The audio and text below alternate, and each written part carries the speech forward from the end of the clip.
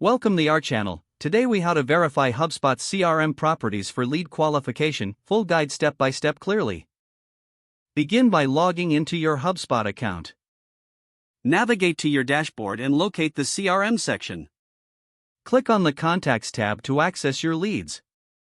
In the Contacts view, select a lead you wish to verify. Once the lead's profile opens, scroll down to the Properties section. Here, you will see a list of properties associated with the lead. Take note of the key properties that help qualify leads. Common qualifying properties include lead status, lifecycle stage, and contact owner. Check the lead status property to understand. If the status is marked correctly, it indicates active engagement. Look for any discrepancies that may need updating. Verify the contact owner property to ensure accountability. This indicates who is responsible for managing the lead.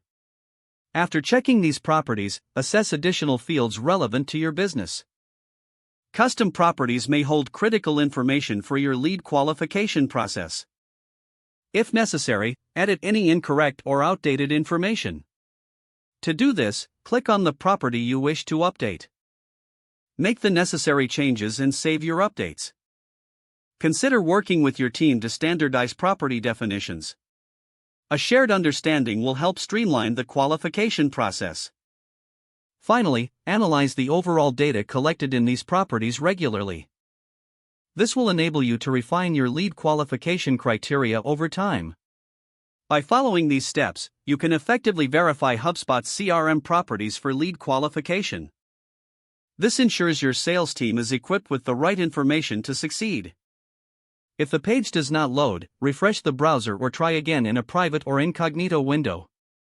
Make sure you are using the correct email address, then retype it carefully to avoid small typos. If your password is not accepted, use the reset option and create a new strong password you can remember.